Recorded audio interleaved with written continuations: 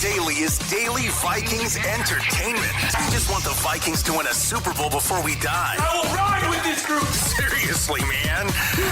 Please. And away we go. Yes, live from the Mystic Lake Hop House here. This is Vikings Vent Line, the People Show, the most fan-friendly show in all of Minnesota sports, where we ordinarily turn the Purple Daily YouTube channel over to you guys. We're in Purple Daily YouTube channel jail for 7 days, so we're live on the Score North YouTube channel right now. Phil Mackey, the sports dad, Judd Zolgad, Declan Goff, and a bunch of people here at the Hop House. The Minnesota Vikings walk into Detroit with J.J. McCarthy, and they beat the Lions for the first time in a few years. And you know, Judd, get the flag again. Get the flag again. Get the flag. Hold on. Let's put Judd to work.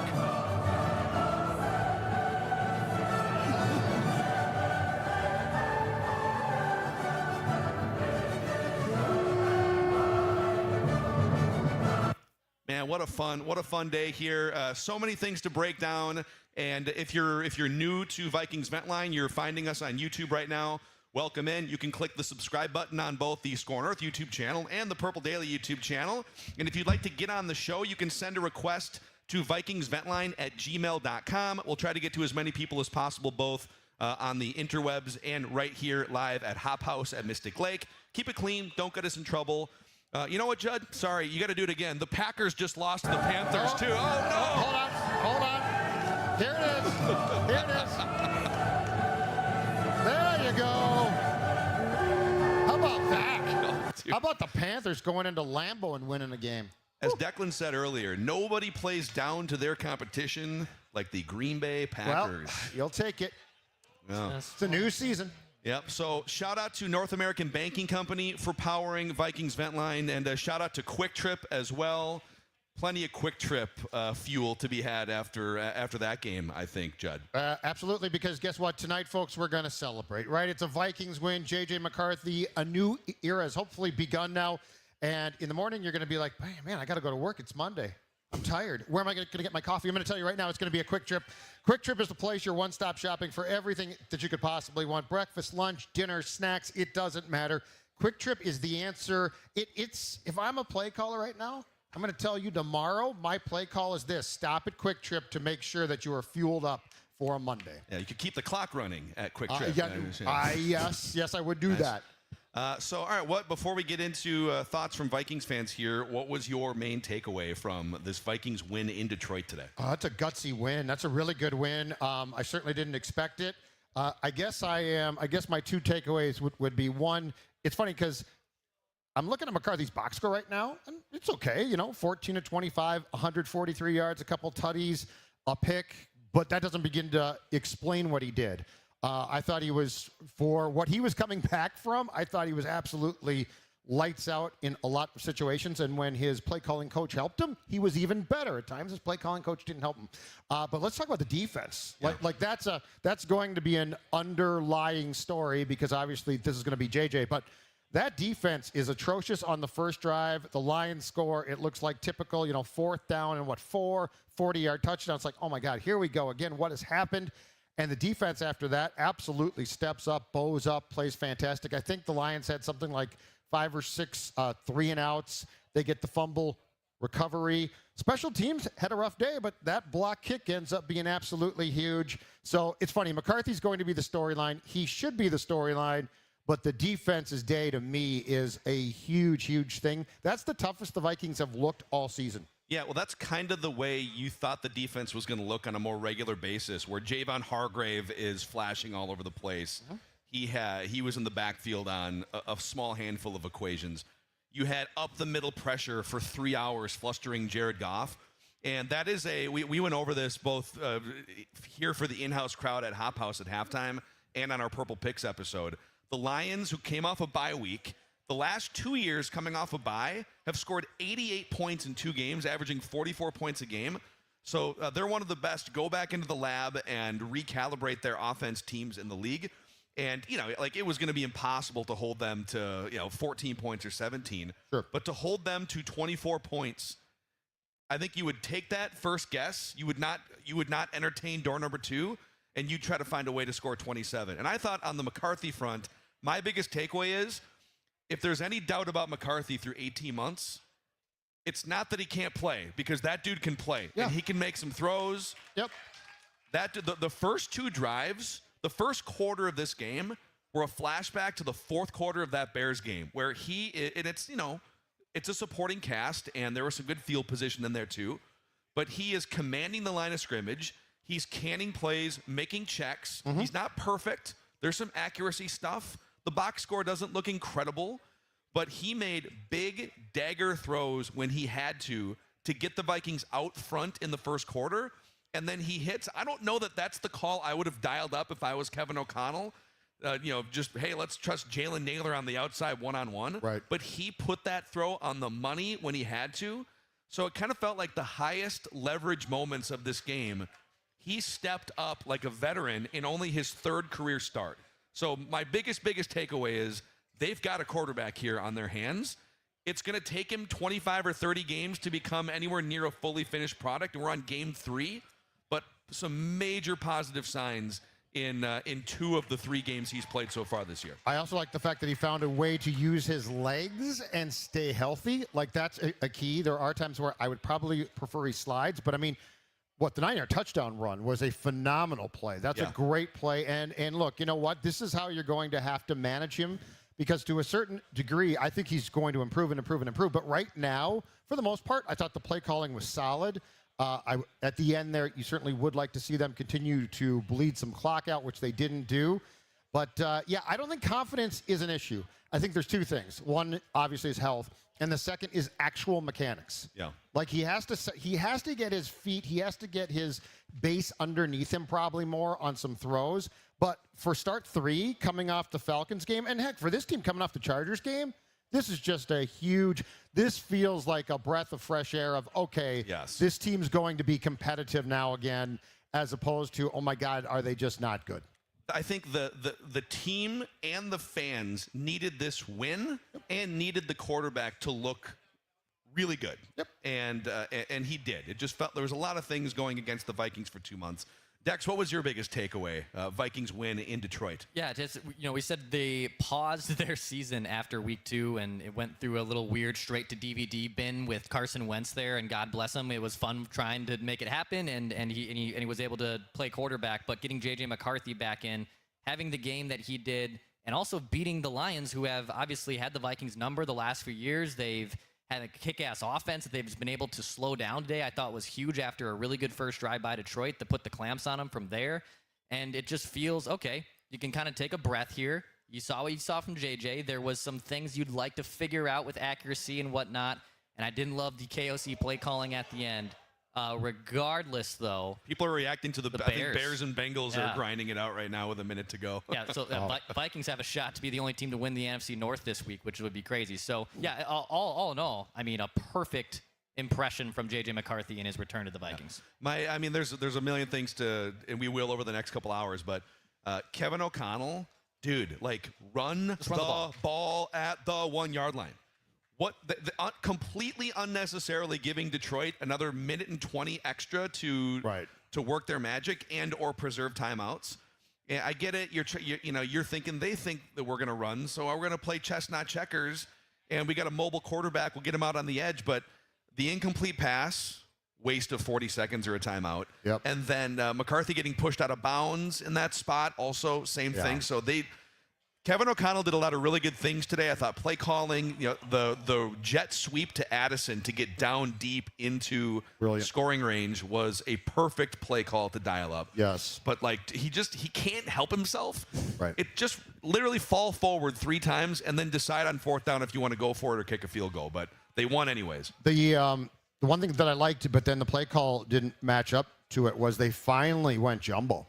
They went heavy, which is what I mean, if you go heavy, though. Football. Jumbo.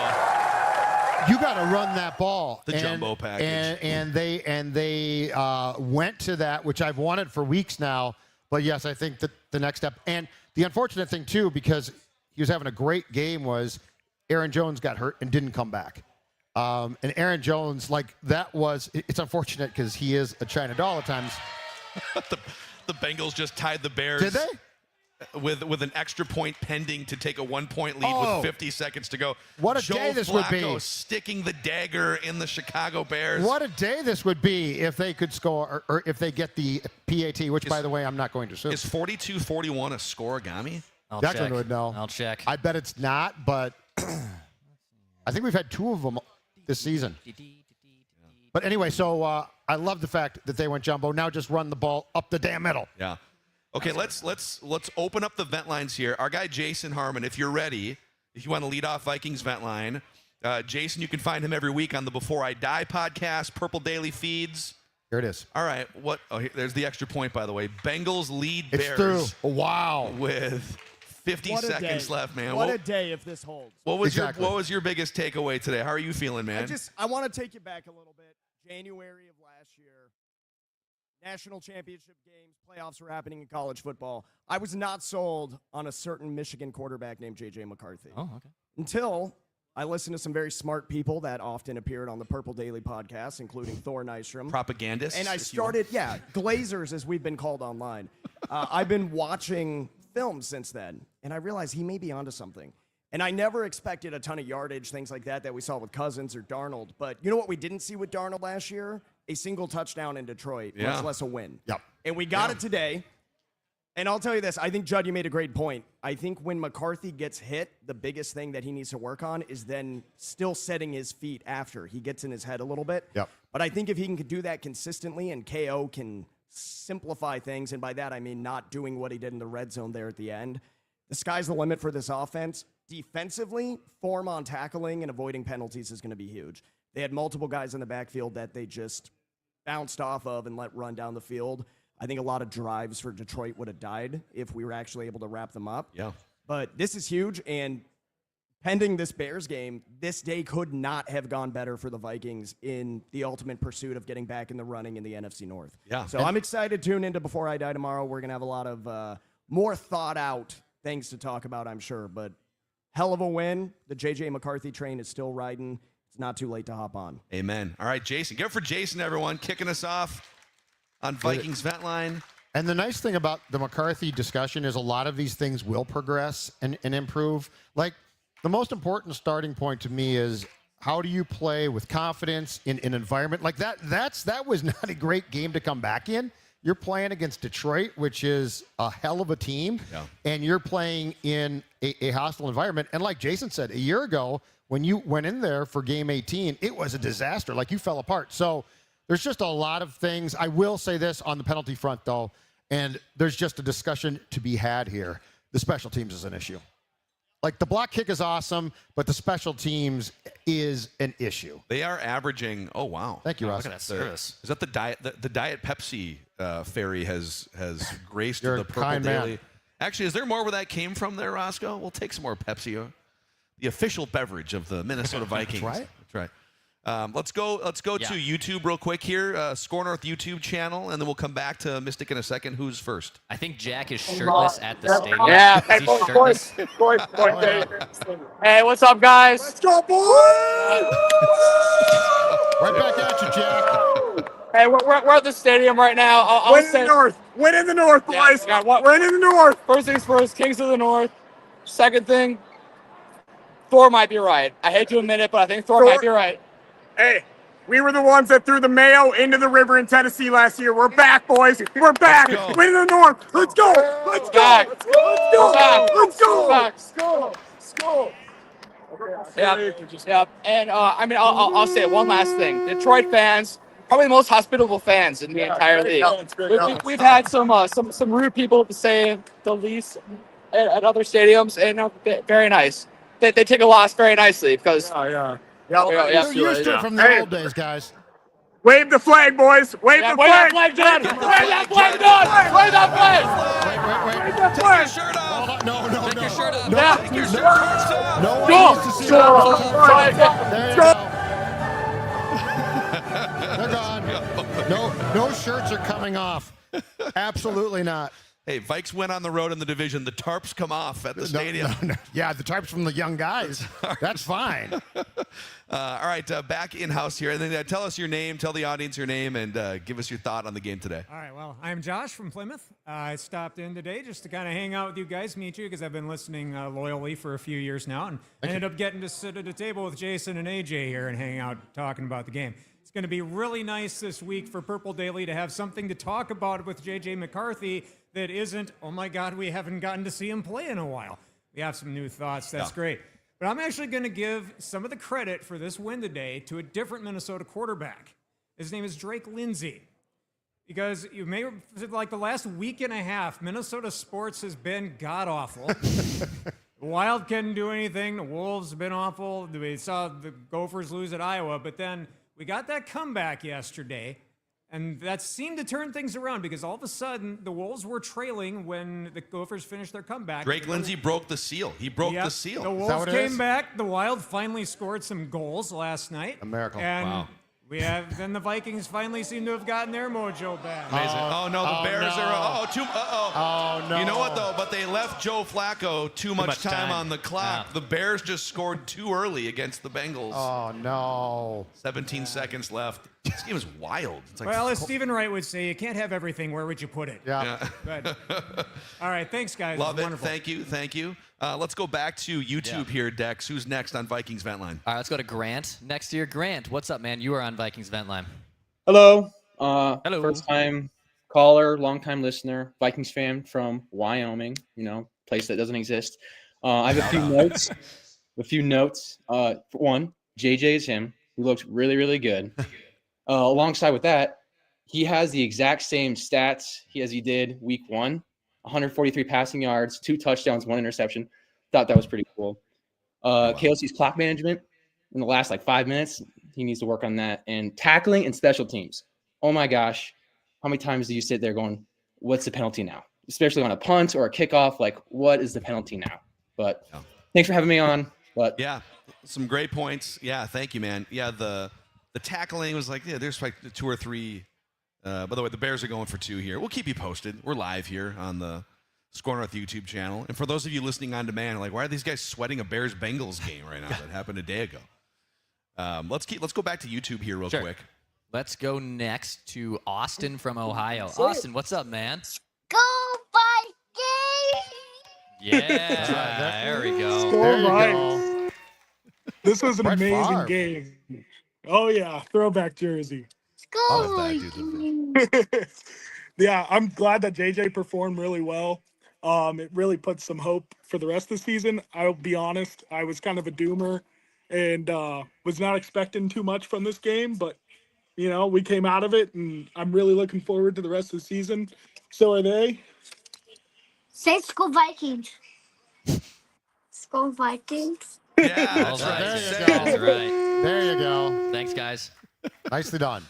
The Ohio State fan there, just lurking in the background, judging our football teams. Yeah. All right, let's bring it back here at Hop House. Okay, thank you. Yeah. Anyway, I just wanted to say nobody guessed that the Vikings were going to win. Except for that guy right there. Guy. Redbeard. Redbeard. Oh, Redbeard. Never doubt Redbeard. And anyway, across the board, it was Detroit, Detroit, Detroit. But what did you say? Was it on Thursday when he said, but what happens if the Vikings do win? That's right. You said that. Someone on this show knows ball, I think is what you're trying to say. So Yeah, anyway. that's right. Who's got 2 thumbs and knows ball? Yeah. This guy. This guy right here. Right there. That's right. So anyway, I just had to say that. But what happens if they do win? Yeah. No, Season's back on. Thank you for bringing this back up. So, yeah, we posed that question on you weren't there for the Thursday episode, Paternity Dex. Yep. And I just said everything is so negative, all the conversations, and even on Purple Daily the last 2 or 3 weeks, it's hard not to be. What if they go into Detroit and win? What if they go into Detroit, they win, and JJ McCarthy looks pretty damn good? Mm-hmm. Doesn't that change a lot of things, both for this season, the discussions, and even going out to the long arc? So now that happened, now what? Well, I think now you feel much more confident about the ascension of McCarthy. The problem is, 3 quarters of Chicago and then a 4th quarter, which he was lights out, gave you hope, right? The Falcons game was just a disaster for and now, for various reasons. But I think now you've got hope again. Yeah. And again, on the back end, though, so I think the McCarthy thing is more so hope not just for 2025, but probably just as importantly 2026 and beyond, okay? But where I think this win, and this is something I didn't really even think about being possible, I did not think the defense was going to play that well. So with the way the defense played, if the B flow is back, if the flow is back, now you're back in it for the season as well. So this was actually a more impressive game than I expected. And my thought was, well, no matter what happens, they're going to give up a bunch of points. And they give up the first touchdown. I'm like, they're screwed. That was wrong. The McCarthy thing, though, is both for the present and more so the future. It's just incredibly pleasant to see. And O'Connell probably gets some credit here as well. Like, not playing him quicker was done with a purpose. My question was, will it work? Yeah. But I think the fact that they took the bye week to work with him, and don't also discount the importance of the mini bye. I think coming off that Chargers debacle, you got that extra time as well to reset things a bit. I think if and when this goes well, I think we're going to find out that coming off that Chargers game and that embarrassment was a huge ability to reset things, which might have been as important or more important than the bye week. Actually, one of the things that they did, and wait, was that a Hail Mary that fell 20 yards short of the end zone by Joe Flacco? God bless Joe Flacco. AC joint and old age, I think, is not going to get that ball into the end zone. That had to have been tipped, right? Or no? Was it just...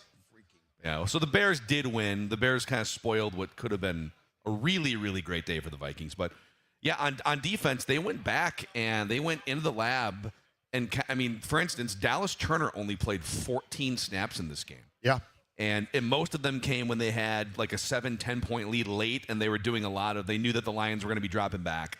So it'll be interesting to see what some of those comments are. They played a 16-man defensive rotation with 16 guys playing at least 10 snaps in this one. So let's go back to YouTube here. Vikings Vent Line today on the Score North YouTube channel because we're in Purple Daily YouTube jail. Hey, Zach, what's going on? You're on Vikings Vent Line. I just have a few takes, and then I have a quick little anecdote for you guys. So my 3 stars of the game: J.J. McCarthy, 1st star; 2nd star, Andrew Van Ginkel's return; 3rd star, Miles Price is the best return specialist we've had since Marcus Sherrills. Yeah, and exactly right. Quick little anecdote I just wanted to say is I wanted to see if you guys were enjoying the dolls that my mom sent you guys. Oh. That was your mom who sent those? Yeah. Oh, my God. Yeah. They're fantastic. They're amazing. And she wanted me to just see it because she wanted to make sure that Alex Boone got his because he's not on any social media. Yeah, we think they're in the office. We're in possession of Alex's, either in the office or it's possible Jeremiah has it, but we do have possession of the Alex Boone doll. Yes. Glad that you guys are enjoying the gifts my mom sent. Yeah, very kind the of fact her. that they take like 12 hours a piece to create is kind of wild. Yeah, she's quirky like that. I think we need to start doing maybe some special edition ones, like recreating, like Judd waving the flag. You know, not to put extra free labor on your mom's plate here. She's very good at this. So she is very good. I'll have to let her know. Thanks for jumping on, and to your family for being so artistic and creative. Appreciate you. Let's come back here and check back in at Hop House, Mystic Lake. Give us your name and your thoughts on the game today. Hi, I'm Preston. I've been watching the Vikings for about 20 years. Yeah. I just feel great about watching the team that was advertised from the beginning of the years. You know, a staunch defense. J.J. McCarthy putting up 200-ish yards, a couple touchdowns. Along with watching my favorite podcast in the world with my buddies over there. Congrats for Frank, predicting a Vikings win over here. Let's hear it for Frank. Hell yeah, Frank. Full Redbeard. Putting some money on it in beautiful Mystic Lake Casino. Frank and Redbeard are 2 different people who predicted the game today. Got it. Okay. Yeah, but you predicted the exact score, right? Bang. Okay. Justin Turner right there, too. Justin Turner. You're Justin Turner. World Series champion of Justin Turner. Yeah. Yeah, but all I know is I'm gonna enjoy a nice Uber to my car at the casino for lunch tomorrow. So Smart man. Thanks, guys. Love it, man. Yeah, Thank thanks you. for jumping in, Preston. All right, who do you want to go to next on Vikings Vent Line? By the way, over 5,000 people almost 6,000 people have found us on our sort of, I don't know. You can't keep us down. Our part-time YouTube You channel. cannot keep us down. Click that like button, the subscribe button, and go hit us up on the Purple Daily channel. We'll be back there later this week. We think. we think. We'll see. Hey, Adam, what's up, man? You're on Vikings Vent Line. Boys, how we doing? Long what's up, time, dude? second time. How about a flag there, sports dad? Yeah, sports dad. You're slacking the last 10 minutes. Hold on, I got the flag right here.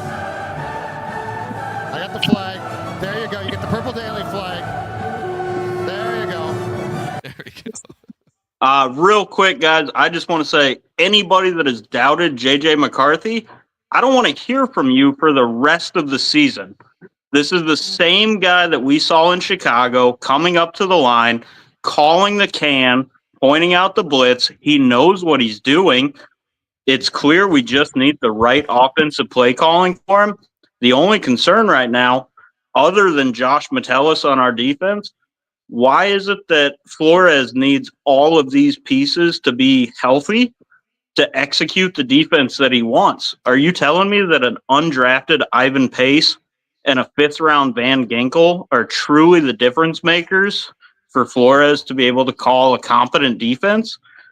Seems like next man up should be able to step up. We're just not really seeing it. Kind of disappointing at this point. I think in fairness, though, Hargrave has had, I think he had 2 sacks against the Bears, and it really dropped off. His snaps are going down, or were. He stepped up today and had a marvelous game. Yeah. So the answer to your question is sort of yes. Van Ginkel makes an enormous difference. Unfortunately, this also goes back to, and no offense to the folks out there, the Dallas Turner discussion as well, because they clearly don't trust him to play as much as you would like for a year 2 first-round pick to play.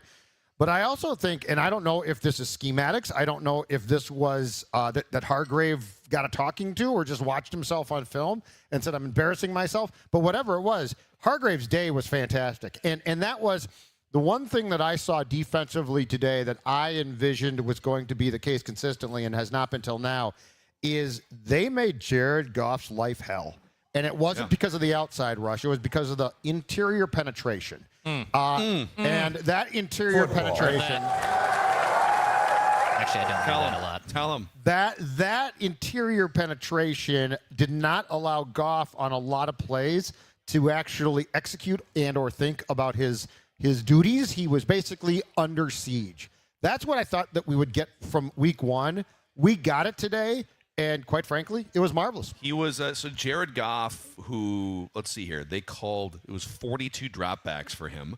And he's so good, he's so accurate.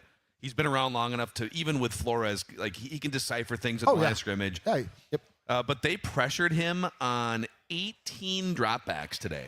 So Jared Goff dropping back 18 times with pressure, and he handled it fairly well as the game sort of played out. And Javon Hargrave was a huge reason for that too. So yeah, it felt like they went back to the lab, and it'll be fun to see smarter people than us break down some of the film of this game too. Yeah, let's go back to YouTube here, Dex. Yeah. Who's next on Vikings Vent Line? Hey Tom, what's up, man? You're on Vikings Vent Line. What's going on, fellas?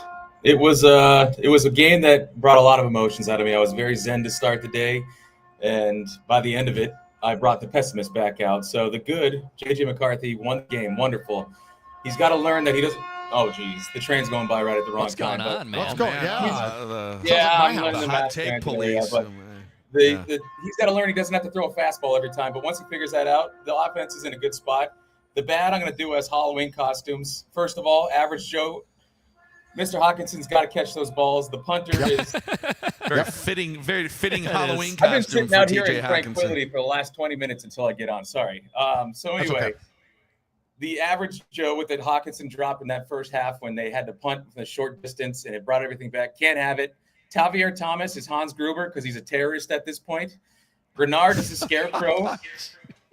This is awesome. Isaiah Rodgers, fit in whatever you want with like slipping and sliding. Michael Jackson, I don't care. And the last one, Dallas Turner was a ghost. Like, we got to start looking at Dallas Turner every week and assessing what is he bringing to the table, because I don't even remember seeing him on the field today. So Dallas a lot Turner, of good things. another acceptable costume idea would have been John Cena. Dallas Turner was John Cena. Oh, good. Because you can't Love see it. me, you know? Yeah. And if I may close real quick, I'm an SDSU guy. I love KOC, but he is what brought me on here. I'm a long time, first time, and it's because I'm so sick of the clutch time calling. Just run the ball. How many times do I got to send tweets with all caps to you guys during the game? I can't take it anymore. This has got to change. He's got to evolve. Get an OC already. Thank you, fellas. Thanks, Tom. Wow, that was. Killing it, You know man. what? Actually, can we bring him back on here and make him the Crybaby Craigs? Yeah, Tom. Yeah, let's do that. That was the vent of the day. Crybaby Craigs, Dex. Go ahead. Tom, we're gonna send you some Crybaby Craigs, okay? I'm guessing you like hot sauce. You like hot sauce? I need hot sauce right now. Well, then that's even better, man. Because our friends at Crybaby Craigs, we're gonna send you some hot sauce packs. We're gonna send you a hoodie as well. Tom, send me an email with your information, your address, your hoodie size as well, and we'll follow up with you.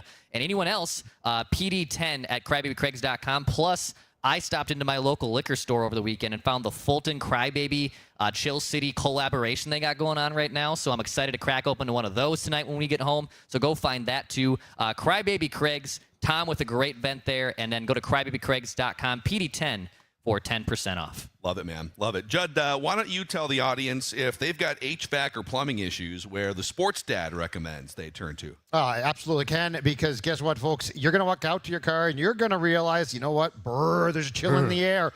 And now you're thinking about your house and you're like, what if there is a problem with my HVAC? It's getting cold outside. The last thing that you want is for your HVAC to break down in winter.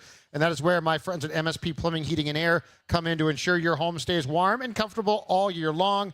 Trust the experts in plumbing, heating, and air, MSP.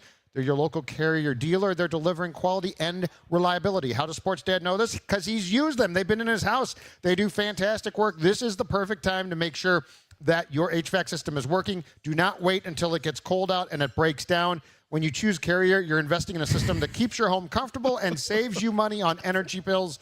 Visit their website, call msp.com, or give them a call, 651-615-4292, to learn more about their services and Carrier products. One of our favorite Vikings Vent Line guests is about to join us here in just a second here. In fact, we should tell the backstory of what we did like 2 weeks ago off air. But we'll tell the story like on the show. On air. But, you know what I'm saying? I got you, man. So North American Banking Company, also powering Vikings Vent Line. We appreciate their partnership.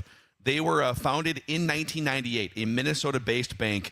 And now they've grown to 6 locations around the Twin Cities. So if you're looking for a better banking experience, either with the blocking and the tackling, like checking and savings, or you're planning something bigger, buying a home, maybe launching a new business, financing a car, North American Banking Company can help give you peace of mind about where you bank. They focus on personal relationships and cutting-edge online tools. And you can find out more information, nabankcode.com/Mackey to learn more. That's nabankcode.com/Mackey, member FDIC, equal housing lender. Okay. Bob, originally from Pennsylvania, the first time he ever joined the show. Let's go to Bob. I have no idea where Bob is right now, but he is in a hot tub. He's always in a hot tub. Bob, you son of a... What's going on, buddy? I got 3 skulls. The first one goes out to Brian Flores for winning the chess match. Jared Goff has destroyed our blitz package for many years, but not this day, because Brian Flores won the chess match. And we'll stay with the defense, the skull too. Right. Andrew Van Ginkel, when he's in the game and he's on defense, our defense is not good. It's not average. It's disruptive. And I mean disruptive, as you saw, as the world saw today. Gotta love it. And the third skull goes to our future quarterback, our existing quarterback, our healthy quarterback. You know who I mean. The man, the myth, the legend, J.J. McCarthy. That's a big win on the road, and we'll take it now. Tom Brady had a lot to say about him at the beginning of the game, Get the play in a huddle, go up to the line of scrimmage. He was doing great on those alerts early, get rid of the ball quick. I want to see a little more air under the ball, loft it, let your receiver make the play. He did that on that last pass to Naylor. He gave him a chance to make the play. He didn't throw a 98-mile-an-hour fastball, and that is what he will learn. He's developing, and I love it. It's just a big win. I mean, come on, Vikings. That's a skull. Let's go, Bob. Amen. Bob. Way to go, Bob. Bob, he's alive. He's alive. He's alive. He's looking good. Bob, you look great. I can't believe I questioned Bob's still being on the earth now. That's right, Bob. Bob, definitely come back on sometime soon. We've missed Bob. Bob's looking good. We were wondering, we hadn't heard from Bob in a minute.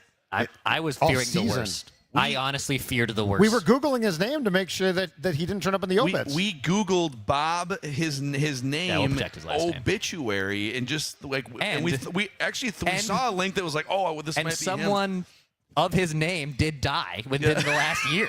So we were very concerned. We were kind of convinced we lost our friend Bob. Yeah, Bob is back. Bob, we thought the worst had happened. We thought Bob died or something, but he's back. Bob was calling in when Vikings Vent Line was a Mackey and Judd radio production, way back in the day on 1500 ESPN. Yep. So and Bob, I don't know if he was wearing anything under the the hot doesn't matter. He was what was he was in the going on water. there, It's but, fine. yeah. Any hot tub sponsor, by the way. I'm just like Bob. Well, I am Bob's open. first in line for that. Yeah, Bob gets first. I'll be second. Bob here for Whirlpool. Yes, that's promo code Bob at checkout. Okay, back here. Give us your name and your thoughts on the game today, man. Nathan, to KOC, let's effing go. Wow, yeah. It was a good run. JJ McCarthy looked great. Hopefully he keeps it up. Yeah, I mean, he was, thanks for, but you're Kelly. Is that like an old school Oh my God, it is Kelly. Yeah.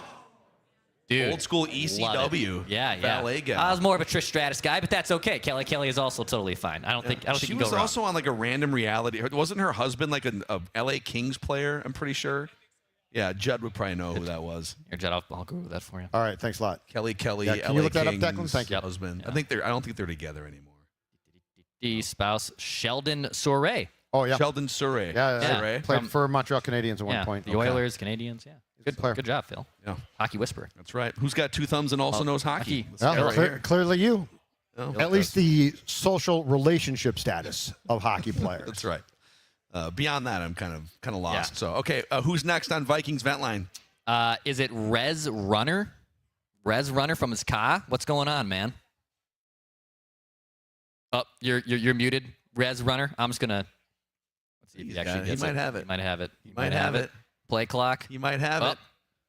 Oh. There he is. You hear me? Yeah, we got you. Way to go, Rez Runner. Yeah, man. All right. First of all, I just want all the Viking fans to slow down on JJ McCarthy and all the hate that he's been getting and all the heat, right? Everybody wants to give up on the kid, but he's a breath of fresh air, compared to Carson Wentz, who was, the ultimate journeyman, right? But I just got a couple of notes here real quick, and then I'll leave it to you guys. The Aaron Jones, I don't know what his status was, what his whole injury was, but yeah, I just wanted to say that we'll probably have him back if we make a run for the playoffs. Van Ginkel is that guy that keeps the glue together on the defense for Flores. That's why they're able to call them blitzes and all that like that, and pressure Goff the way they did today, right? And then forcing turnovers, like I said, and that's all I got, guys. Thanks. Thank you. No, thanks for coming in. I love the via the car appearances. Yeah, via the car. Those are I do think that the McCarthy, because I think the McCarthy hate was more born from just not being certain that he could play. Like, I don't know. Yeah, the Falcons game scared you, but I also don't think that. I think it was a grand, more of a national thing. Well, he might not be that good because all these guys are playing. I think we'll now see, after that performance, the fan base at least being a lot more upbeat, because it's not like he had 4 terrible games and had a good game now. So I think internally there's going to be more of an uplifting feeling of, hey, we saw it and it was really impressive. Yeah, and you know who might be on fraud watch? Daniel Jones. The Colts today. So they got kind of smoked today, didn't they? 3 picks, 5 sacks. They actually made it. They came back. They made it a little closer. Yeah. 27-20. So they lost. They did lose to a Steelers team. But Danny Dimes, 3 picks, 5 sacks. He had 3 fumbles. Holy cow! So he had 3 interceptions, 5 sacks, 3 fumbles. God. Two How many of lost. those did he? So he turned the ball over 5 times? Five 5 times. Yeah. Welcome Still back. threw for 342 yards as they tried to mount their You comeback. suppose that KO took his special quarterback dust that was sprinkled on Daniel Jones' back and sprinkled it on McCarthy? Yeah. And now he's a pump. And now Jones is Cinderella? Yeah. It is funny though, to that point about how the NFL stock market from week to week, it's really easy to convince yourself of things in October. And Daniel Jones, look at this, and Darnold, we've kind of wrestled with where to categorize him. But no matter what, it was always way too early to be out on McCarthy. Totally. Way too early. Yep. And by the way, a lot of the good stuff, there's a good chance if he plays 9 more games, there's a good chance 2 or 3 of them are complete duds. He's never done this before. And he's barely practiced over the last year and a half. So we're all going to have to strap in for the experience, for the long haul here. Sure. And if he puts up another dud or 2, it doesn't mean that he's a bust. I keep bringing up Josh Allen, not because I want to compare J.J. McCarthy directly to Josh Allen, but Josh Allen was inaccurate, didn't know what he was looking at. Yep.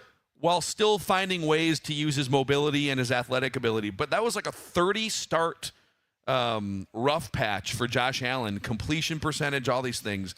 I can't wait, by the way, to see the full version of this Kevin O'Connell post-game speech. Yeah, you know what? He is a hockey player. That kid is wired like a hockey take some player. water up here, H. It also, Drake May had 18, 19 turnovers in 10 games last year too. Like he looks great now. He looks great now. Yeah, like he's been awesome, but he went through some struggles last year, and people I feel like just omitted that part as well. The difference is this though, and this is where McCarthy and the Vikings are in a very unique place.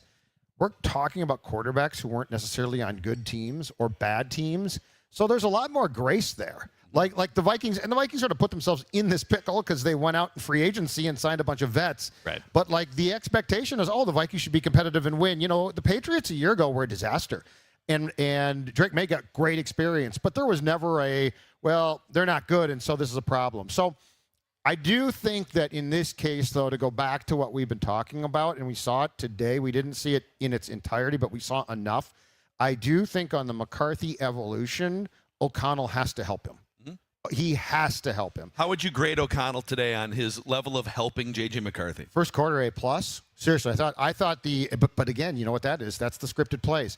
When the bullets start to fly and the script goes away, that's where you can get, and O'Connell's not alone here, right? But it can get away from you. But I thought the decisions to throw the ball or to sort of go away from running the clock late in the fourth quarter was inexcusable. So I would say that I would give McCarthy a grade of a B to a B+ today. I would give O'Connell a grade of a B-.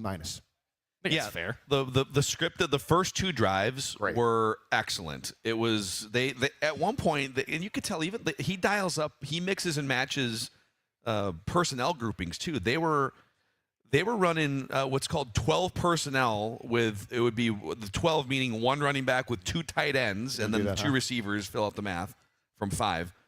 They were running 12 personnel for a large portion of those first 2 drives, and even a little 2 running backs on the field at the same time.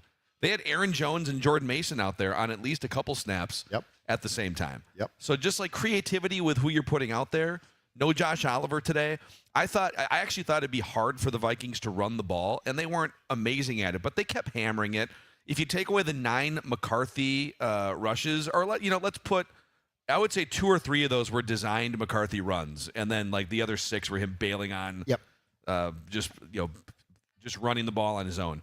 But without C.J. Ham and without Josh Oliver, it was going to be kind of hard to run the ball. Aaron Jones says, not really. 9 carries for 78 yards. Yep. Had that big 30-yarder early in the game before the injury. We'll see how long he's out for. So just a lot of good balance today.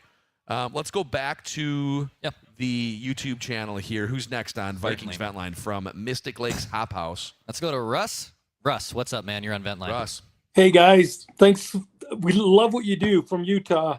I've followed you guys for years, but I want to shout out to Brandel, center. The kid did great.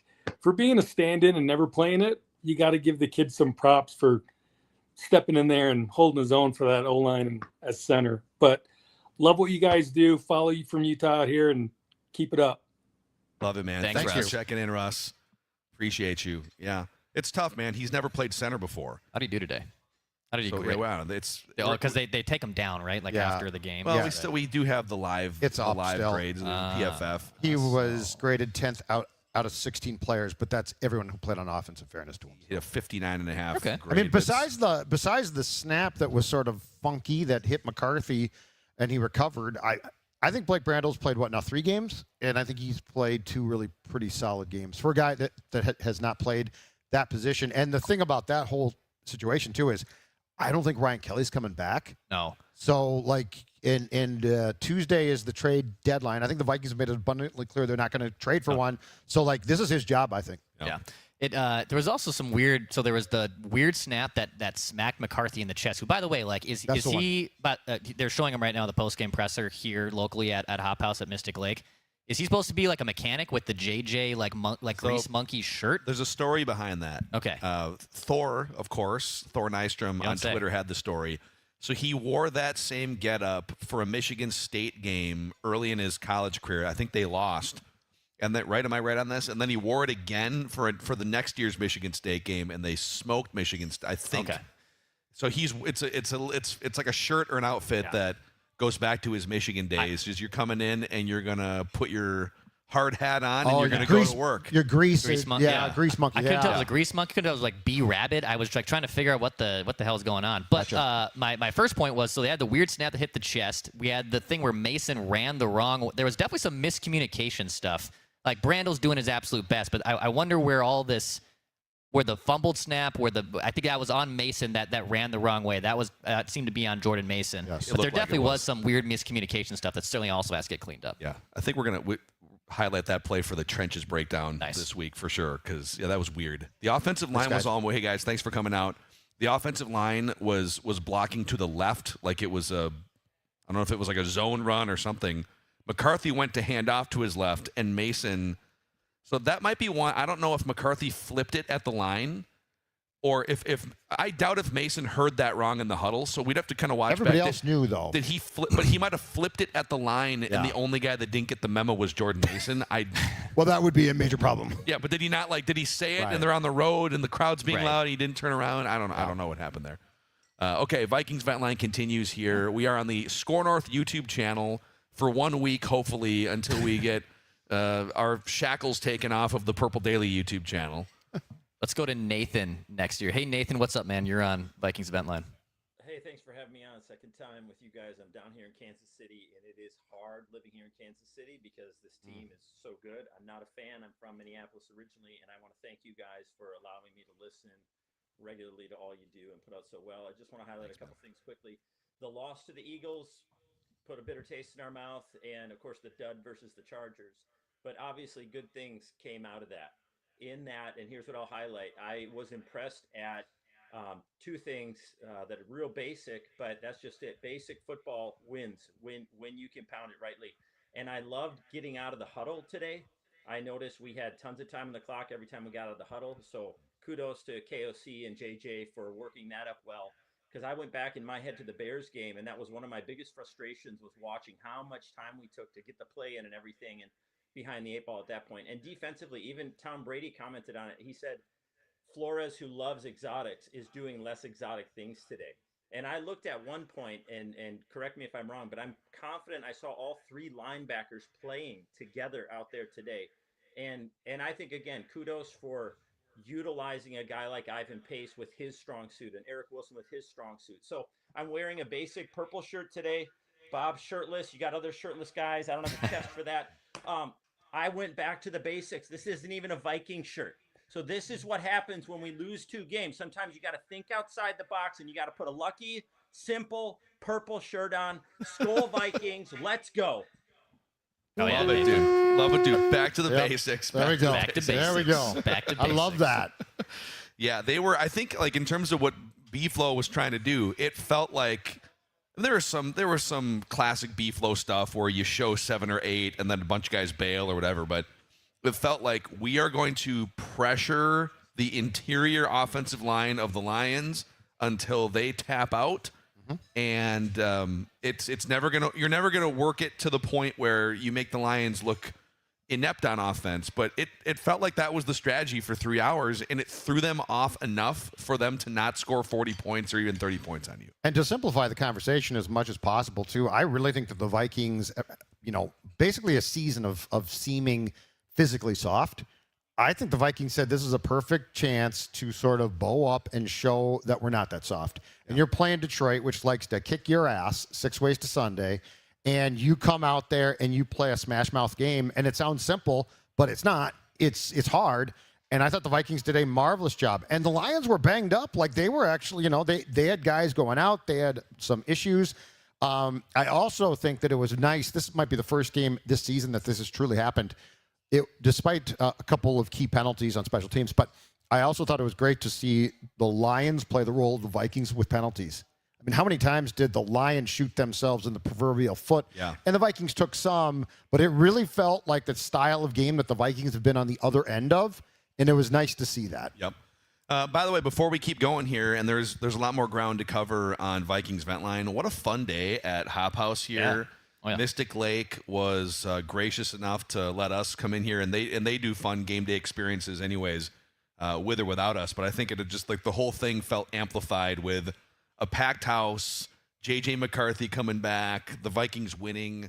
So really, really fun time here today, Sports Dad. Oh, God, yeah. And if I can say this, too, because, I mean, this is such an underrated thing, but Hop House is new, and the utilization of their TVs, the schematics. The angles. That's a big one for you. Oh, my God, it's huge. Because, I mean, there's a lot of bars that have a ton of TVs, and you walk in, and it's like on TNT, and it's like Friends is on and stuff, and you're like, what the hell?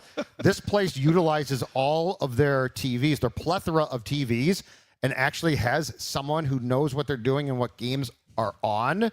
Let's just say Sports Dad could see himself back here in the very near future when he is not driving and not working. Yes, yes. Amen, amen. Hey, Dex, Standard Heating and Air Conditioning, helping to power people's HVAC systems, and today's episode of Purple Daily Vikings Vent Line. That's right. Yep. You can go to standardheating.com to join their smart club. I had my guy Cameron come out to the house when I was doing the inspection, and then also this summer when my AC unit, which hadn't been serviced in God knows how long, thank God, he was able to help me out there. Plus the furnace was in interesting shape. I had to make sure it was in good shape, and they were able to do that. You can join their smart club. You can get discount on repairs and priority bookings as well.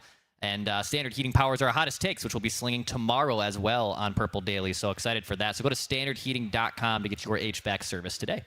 Black Stack is one of the best breweries in the Twin Cities. It's one of the best and largest tap rooms in the state of Minnesota. They make world-renowned craft beer at Black Stack, including their new beer for this upcoming week is Aptitude Test, a double New England IPA that you can sink your head into. If you have not been to the Black Stack Tap Room in St. Paul, it's a former Spam can factory that's massive. They have a 190-inch big screen TV where you can watch sports or you can play one of the hundreds of board games. Great for group or work outings. We did a Purple Daily Unplugged there several months back. So much fun. So check them out.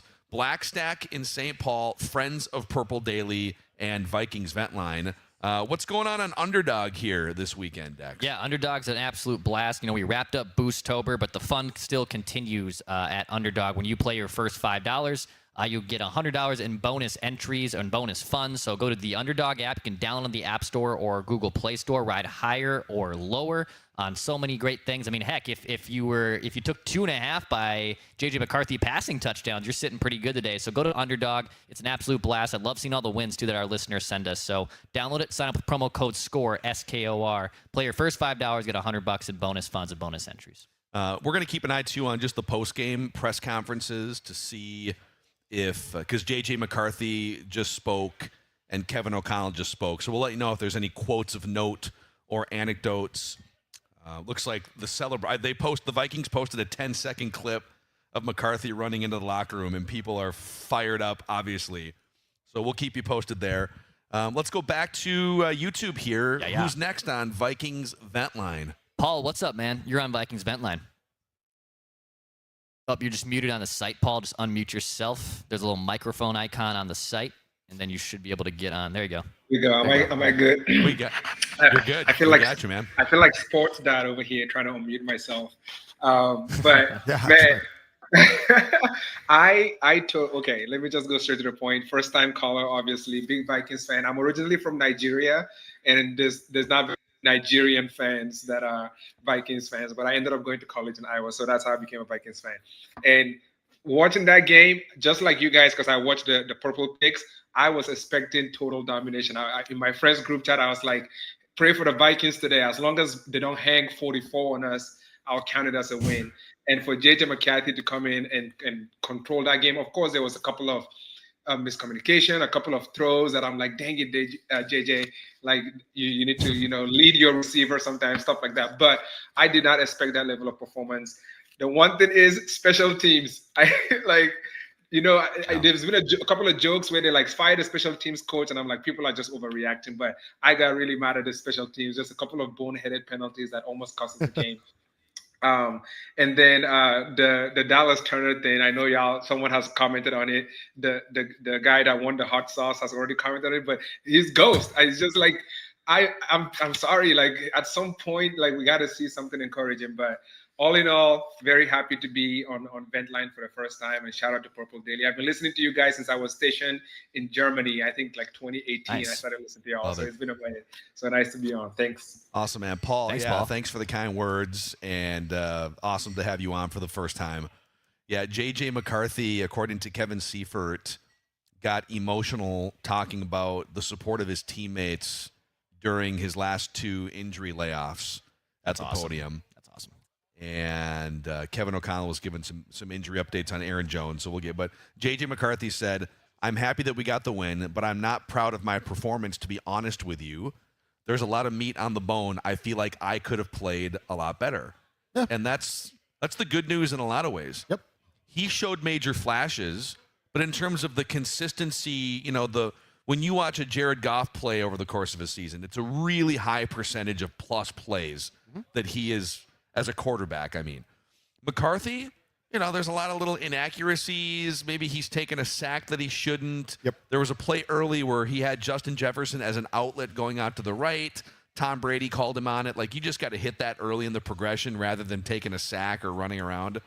But the fact that they can go into Detroit, win a game, be up by 10 for large chunks of it, and your quarterback showing great flashes, but still nowhere near a finished product, and the fact that he recognizes, I don't really love my performance today, and I think it's genuine. Those are all positives, I think, long term. Yeah, I mean, he and O'Connell will watch film now.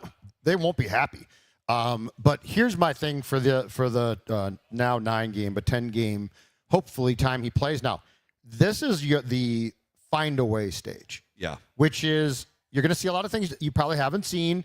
You're going to encounter situations that you're not going to handle perfectly, for sure.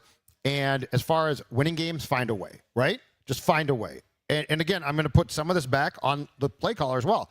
But is he going to evolve into the complete player that you like? If JJ McCarthy, 4th start of 2025 and 4th start of 2027 look the same, we got problems. Yeah. So like, this is not a referendum on, well, he didn't play as well. The box score shows that. We know that. 5 sacks, lots of things. But yeah, he found a way to win. And literally, if he can find a way for the rest of this season, because the growth is going to be from within. It's going to take time. Like, training camp's great, right? But you're not playing games. Guys can't hit you. On Dallas Turner, I would say my change of opinion is this. In year 1, I thought, okay, this guy's a first-round pick, and you traded up significantly, at least capital, to get him. Can't you find a way to play him? And that would have been my take towards the coaching staff. Now I'm at you're not playing him. Because there's clearly something that they have not seen. Because at some point in time, it's on the kid, too. And so my concern there is when you look at the snap count, and Van Ginkel being back is huge. It's great. That's what people are going to say. Well, I mean, Van Ginkel was back, Right, so but it's obviously not- they're not going to play Turner. but that snap They were counts. playing Turner when Van Ginkel was in earlier in the season. And that for snap like a count's game, too I low. guess. That snap count's too low. That snap count speaks to concerns. And I don't have room for concerns when you've traded as much as you did to get up there to take him. That's the issue. By the way, one more J.J. McCarthy quote as Declan's trying to transact some post-game beverages here. Appreciate that, by the way. Right here? Get those to me right now. They're would you? I just threw my card at him. You just like threw your card at AJ There you go. Ferguson. Well, I texted. I was like, well, This man has put his entire his soul okay, into hold on, filling hold on, in for hold on. This is a fraternity curb. This is a curb because Judd said, "AJ, can you grab us beers?" and did not offer to pay for the beers. I said, "AJ, That's true. You should take have my flipped the card. So I flipped my card to Oh. AJ because I didn't want AJ to go be on the hook. Who for were these you thinking beverages. was going to pay for those beers? AJ? I have no idea. Yeah, exactly. So I thought, got alligator arms over here. And then of course, what happens is Ross pays for him out of pocket, and then finds a mysterious expense report. down the yeah, line. that's right. And he's like, I had to do. I don't know what you're talking about. I had to refill the car 4 times. The station car, the company car. JJ McCarthy said, "We haven't scratched the surface of our potential. This team is so talented, but the most important thing is we love each other. We have this tight bond that's something very hard to achieve." So, very philosophical. What do you think about that? Usual, JJ McCarthy. Scratch the surface. Well, he's right, because not to put it all back on him, but he's not playing like he was good today. Awesome in the first quarter. Awesome in the fourth quarter against the Bears, but they're not getting over the course of a 3-hour football game like a top 10 quarterback performance yet. Yeah. And I don't expect that from him in 2025. Yep. But today is like if in the numbers at some point, like he's gonna have to throw for like 250 or 300, just like numbers wise. Absolutely. If they're gonna win more games than not. But he's right. They haven't scratched the surface of their potential, in part because he's only played 3 games as a quarterback, and he's not there yet. I guess if I was to dissect this now, because at the start of the season, I agreed. Like, this team added a lot of players and looked really, really tough. I guess if I was to dissect this a little bit more, though, take a microscope to it, I will say that as far as like Hawkinson goes, and he caught a touchdown, but he dropped a key pass too. Yeah. But I mean, I thought the tight end position was going to be elite, and it's not. Yeah, they're paying for elite. Exactly. So, and that's not a McCarthy thing. That's a Hawkinson thing. So I guess if I dissect it a little bit beyond J.J. McCarthy, I also agree. I do think Harrison Smith being back full-time today for the first game really showed up. Like, that fumble recovery, you could see that dude's mind working. That was great. We were talking about He's that. like, I'm not going to fall on it, because if I fall on it, I might not get it, right? That's the most calm anyone has ever picked up a fumble, man. He made it look easy. That ball was like bouncing all over the place. But he yeah, thought you're about right. it. He was like, he's like running in slow motion. Yeah, he kind of like walks up. I'm going to slowly, calmly pick this up. Whereas most players freak out and they spaz. Oh, I would and have they dive on it. I would have tried to dive on that ball. Or they try to pick it up on the first bounce and return it. And he almost, I think if you go back and watch that, he almost took his backside and boxed out. He did. Like he was like he's like, okay, if somebody gets on me, I'm here. Bang. But then he made it like a shortstop. He took what looked like an in-between hop. See that, Brooks Lee? Just follow Harrison Smith's lead. We'll go up those DRS will go up a little bit. Ozzie Smith-like. I think this was the first game where Harrison Smith played every single available defensive snap, which he did. His first game, he looked to me like he was looked back. good too. Yeah, really he good. looked Passed the eye test. He's so smart that overcomes the deficiencies, or it should, that he has. Yep. All right, let's go back to YouTube here. Vikings Vent Line, and there's still over 5,000 people hanging out with us on our temporary YouTube channel for Purple Daily, the Score North YouTube channel. So thank you guys for finding us while we are in Purple Daily YouTube jail. Okay, who's next? Let's go to Kieran. Kieran, what's up, man? You hear me all right? Yep, we got you, man. Yeah. Oh, yeah. So, from Ireland. Most of the points I wanted to come across is already brought up, but he has that X factor, doesn't he? It's good that he was able to say that he didn't play that well, but he has that X factor where he's going to come back, and he might not play well next week, but you just have to be patient with him, don't you? So it's good to see that he knows what he has to do and he'll get there. The one thing I noticed, he seems to have a lot of just falls over after the snap or something. I don't know what it is, that he gets the ball and he just loses his footing or something. What do you think that is? Is that just him panicking, or what might that be? But yeah, no, these are, by the way, shout out to, you're in Ireland right now? yeah, I'm from Ireland. Yeah, I love that. I was at the Dublin game. I was at the Dublin game and the London game. I'm from up north, County Tyrone, but I don't expect anybody to know that. As a fellow Declan, I mean, I love Kieran. Kieran's a great Irish name, so this is great. It is. Yeah. And as a Mackie myself, you know, As a Zolgad, I have no clue. Judd Zolgad doesn't quite fit the. I have no clue what's going on here anymore.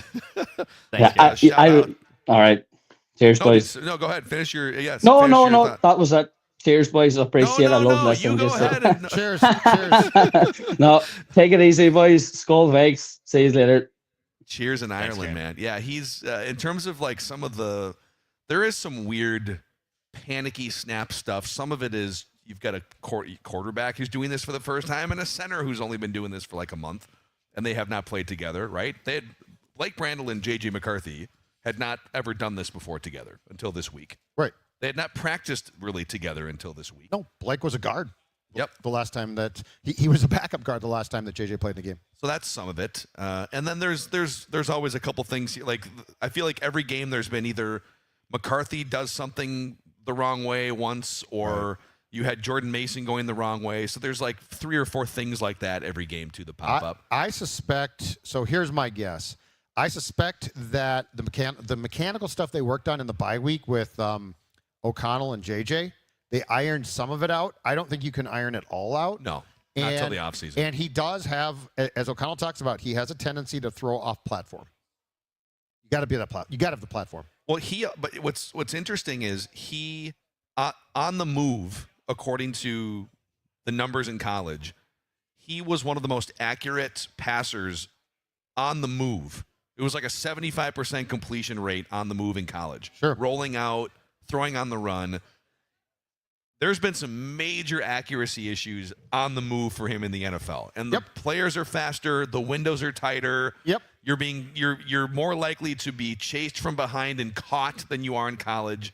So there's all these variables that go into it. Sure. But that part of his game has not fully manifested in the NFL. All right, back here at Hop House Mystic Lake, what's your name and what are your thoughts on the game today? Brett, and I've got a big picture question for you guys. Yeah. Do you think we say F them picks and go get some cornerbacks or something? Trade deadline on Tuesday. Yeah, this is really interesting because I was saying this last week. If they lost this game, I would actually dump some players probably. Now, you obviously don't. That's a really good question because I think after what they've done the past 2 drafts, they don't want to. Now, it was intriguing today, and I think he actually held up pretty well. With Okudah out because of a concussion, it was Fabian Moreau who actually played in the nickel. Didn't play a ton of snaps, but it was enough, and he didn't get picked on like Okudah did. I don't think they do that, but it's certainly an interesting question now. It's a question that could not have been entertained if they lost, and now at least can be. Because do I trust the corners?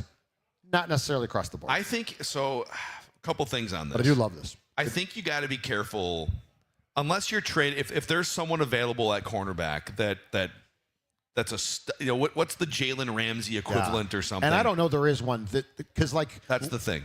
Last night, Jair Alexander, for instance, who had been a Boston Baltimore, got traded to Philadelphia, but it was for like a 6th. It was for nothing. So, the question is there an impact corner? And my guess is there might not be this time. But to me, there is no one player that takes your current team that still is an underdog to make the playoffs and makes you a Super Bowl contender on that level. By the end of the year, maybe you're in the playoff hunt again, and maybe you make the playoffs. Yep. But this isn't like the Rams from full Rams from maybe 2021, or if you're the Buffalo Bills right now, or the Chiefs, or some other team that has a great record and they're projected to make a playoff run. Yeah. Okay, go trade a 1st-round pick or 2 for that edge rush or whatever. So I would just be really careful with self-awareness of where you're at as a franchise at this trade deadline. And the other thing is okay, well, could you float like a 6th-round pick for a center? Well, right. A backup maybe, but what's the point? At this point, I would just hang on to my draft capital. And if you want to have a conversation then about who's the one that's implementing that draft capital, who's the general manager of the team, that's a bigger picture conversation. Yeah. So I don't think that there is like a 1st, 2nd, or 3rd round type of trade. Could they do a late pick? Yes. But the other question is this: today's great because it's a great win, but is this team with JJ McCarthy, a quarterback, ready to make a run? So you get a cornerback, but then it's, as Phil said, JJ McCarthy probably has about 2 or 3 very questionable games in him. So there's just, what's so weird about this is we're sitting here now and we're full of hope, and I don't think it's because we think the Vikings are going to make a playoff run.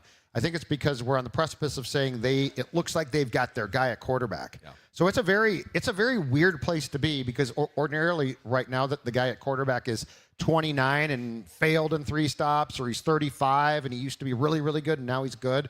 This is a very interesting place for a Vikings fan to be. Yeah. Love that question, though. Thanks for coming on, man. Appreciate you. Want to go back to the YouTube vent liners here? Yep, let's do it. Let's go to Alex next year. Hey, Alex, you're on Vikings Vent Line.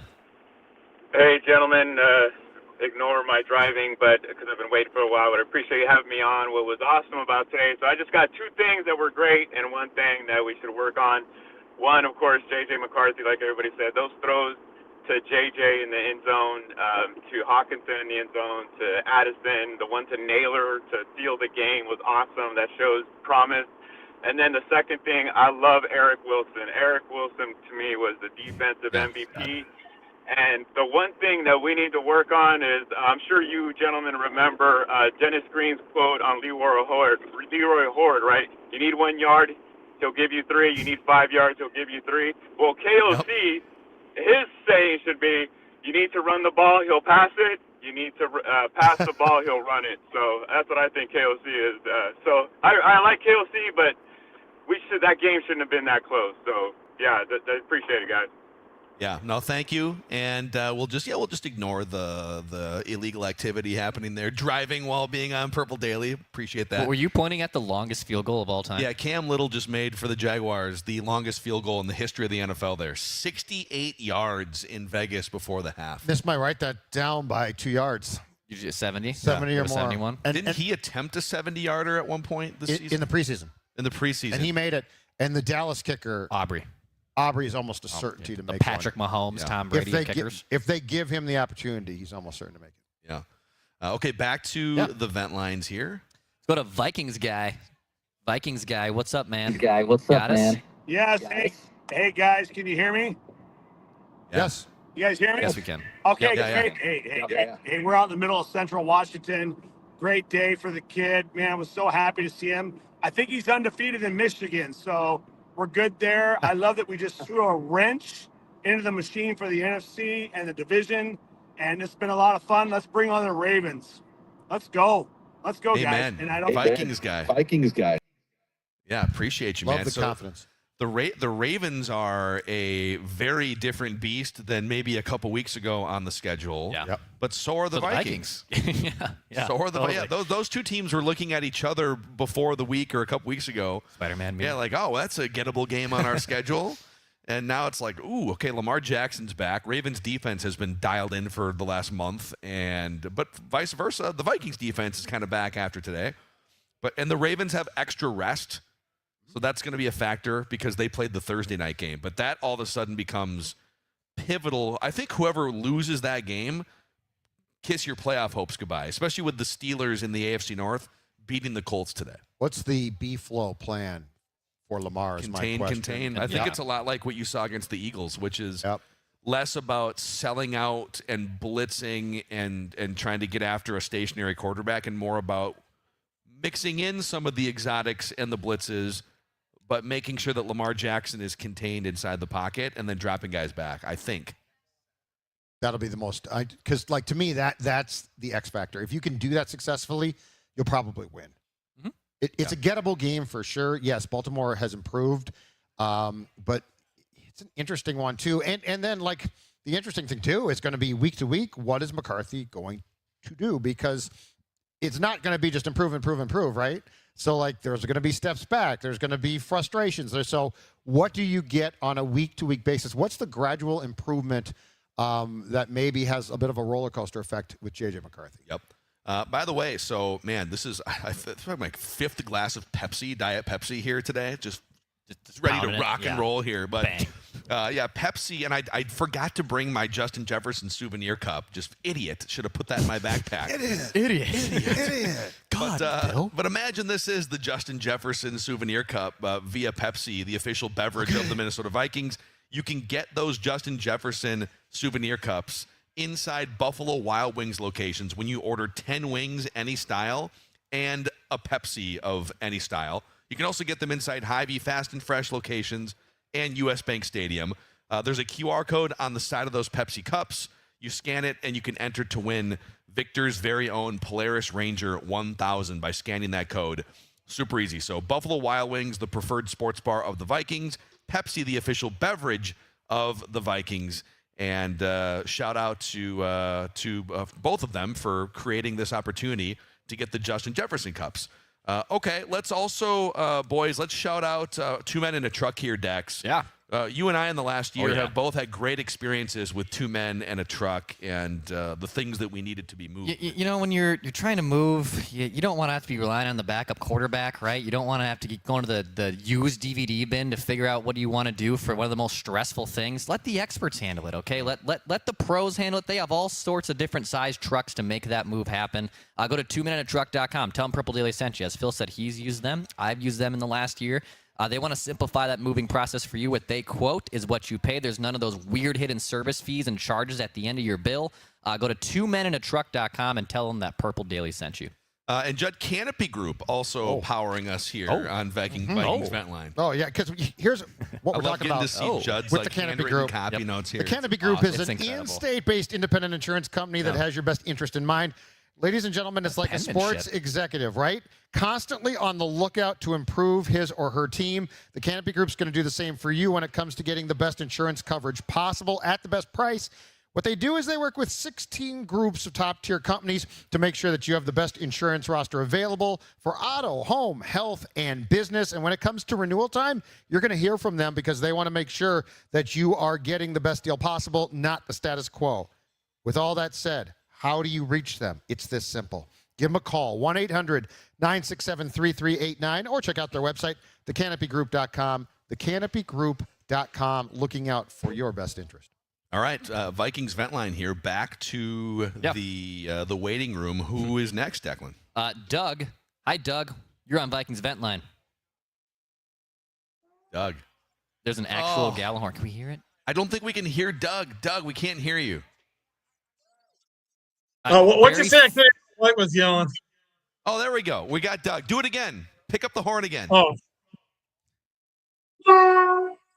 Nice. That's awesome. Way to go, Doug. Love it. What are your thoughts on the game, Doug?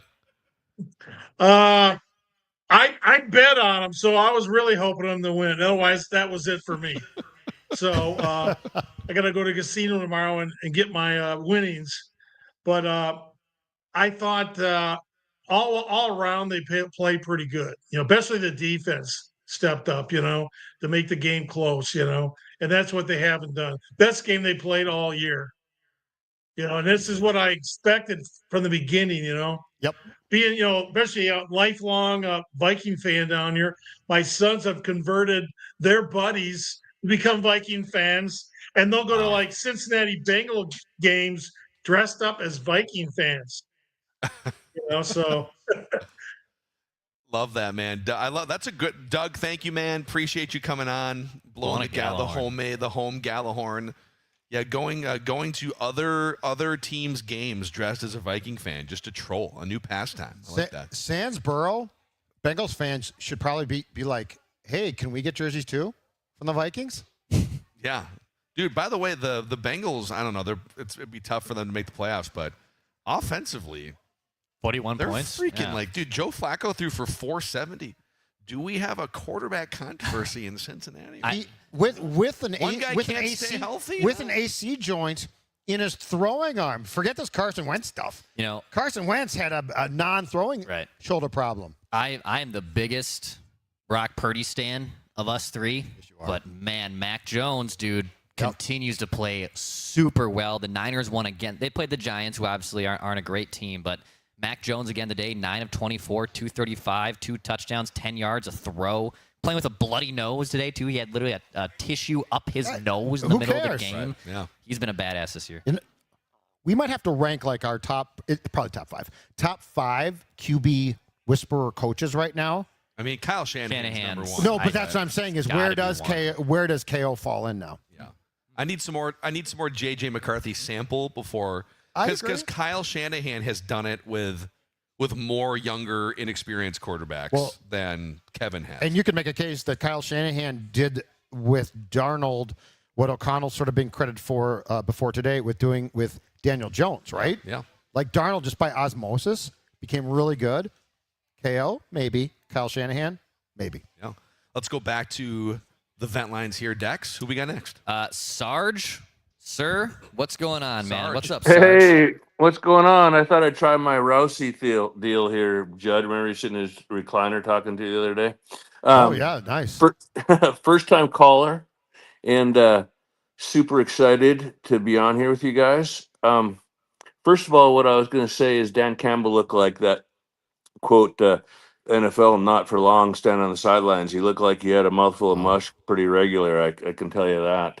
And I thought that was very exciting for us. The other thing with JJ is, hey guys, I mean, it's right. I mean, last week was like Jekyll and Hyde, right? We were all yelling and screaming, thought we were going to die, and he's the end of the franchise. And now we're back to our bipolar side that says, hey, everything's great and things are going good. But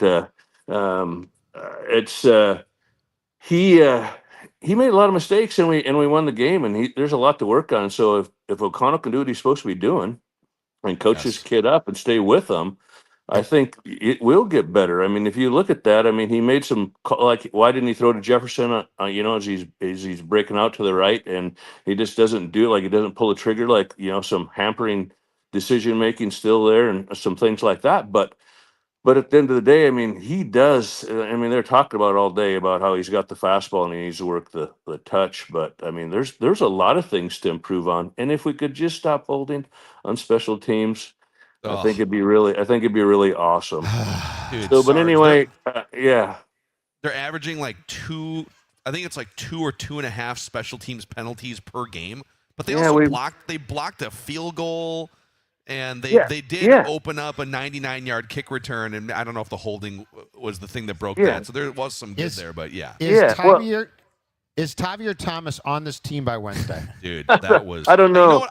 I was more offended. The holding thing, it's annoying. Yes. I was more offended, but dude, you just committed a penalty that wiped out a 99-yard touchdown return, and now you're going to commit another boneheaded penalty as a gunner, staying out of bounds. Like, dude, what are we doing? And you're out here? of bounds. It's over, dude. Yeah.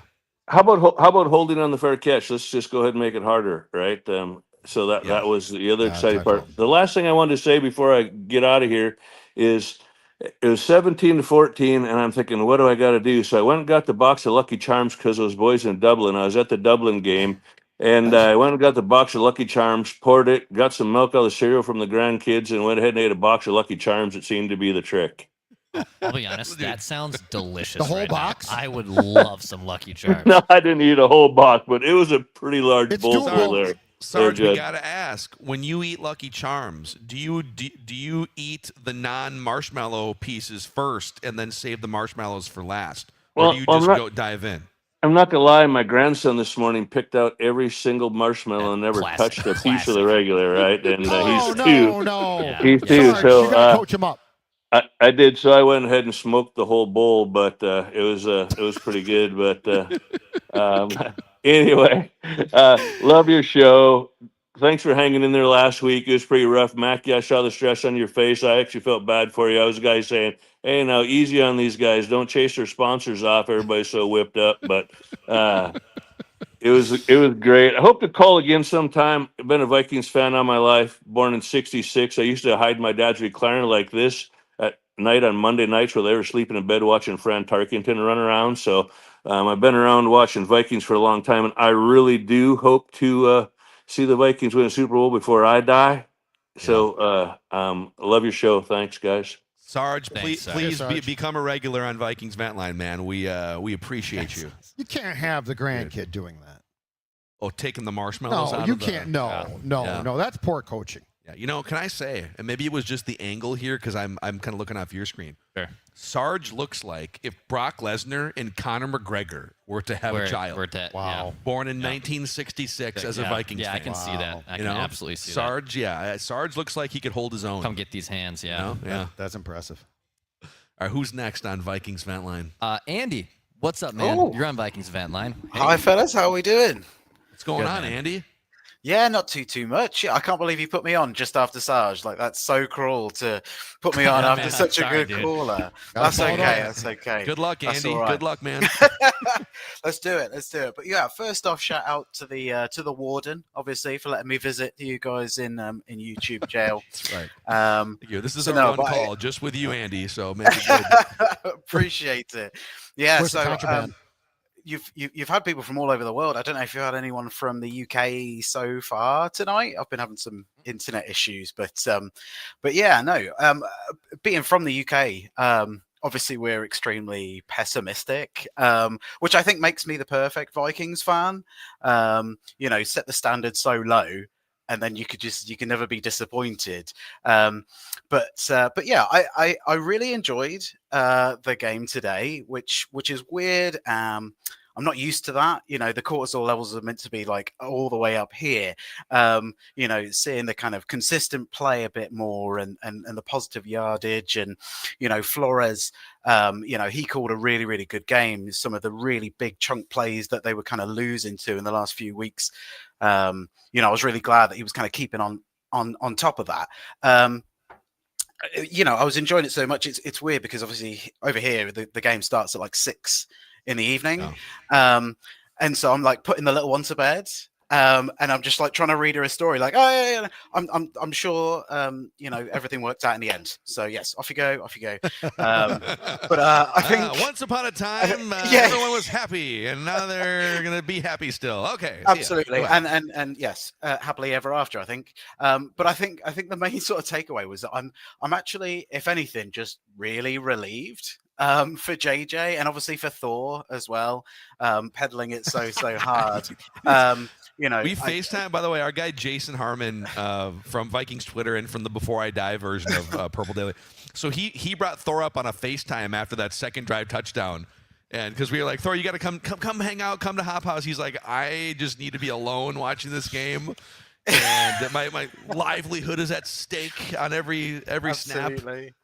Yeah, absolutely. So I think that's the feeling that I have. It was, a lot of relief for him. There's a lot of excitement. The pressure's building and building. And I know he wasn't perfect today, but I don't know. I felt that it was the first time he kind of looked more comfortable out on the field, and I think that's something that we're going to see going forward. That he's going to be more and more comfortable. Whether that, having Addison back might have helped, as having that full set of receivers and whatnot. But I think that was good, and I was just glad that he was able to play. Sorry. I'll be honest though, I wasn't a huge fan of his kind of little white boy gritty. I think maybe just leave that. Oh, cut him some slack. I'm not saying I could do any better, Judd. Like, I think maybe leave it to the OG. Like, but Andy, I'll tell you this, man, and thank you for jumping in. I know it's getting late at night where you are in the UK, but it is funny how we've literally gone from like, are we ever going to see this dude again? Do we know if he can play? We think he can play. I don't know. Is he healthy? Do they have to look ahead to like another solution in 2026? To watching that happen today, and we're like, okay, let's nitpick his gritty, but everything else looked pretty good. We're doing pretty well on the actual quarterback front. And this also gets back to the most important thing is that now he just plays the last 9 games. No matter what happens, he plays. Yeah. And I don't know. I mean, the Falcons game was a disaster, but I don't know that we thought that, at least our show, I don't think we thought he was a bust as a player. No. We just hadn't seen him. Yeah. And he But that does have, and this goes back to training camp, and it's something I'm certain of. Now, this does not mean he is going to be great or successful, but he has the it factor. People gravitate towards him. His teammates, that's not BS. He has that, and I mean, he's a dog. The guy's a dog, man. He goes into, that the stuff he's doing, like in being so intense, is not a show.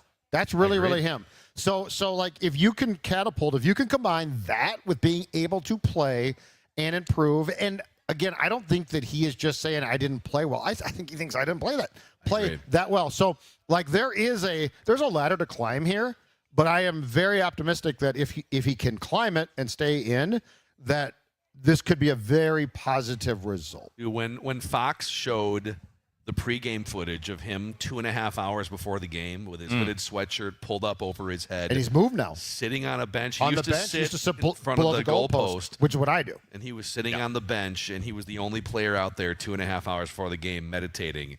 Yeah, you knew the Lions were in trouble. When you're locking it in I was like by that, the bar. You were 2.5 hours meditating, before. though, but you were meditating. I was at the meditating, bar. but I was saying, but what I do is I go and lean in a familiar place. IPA.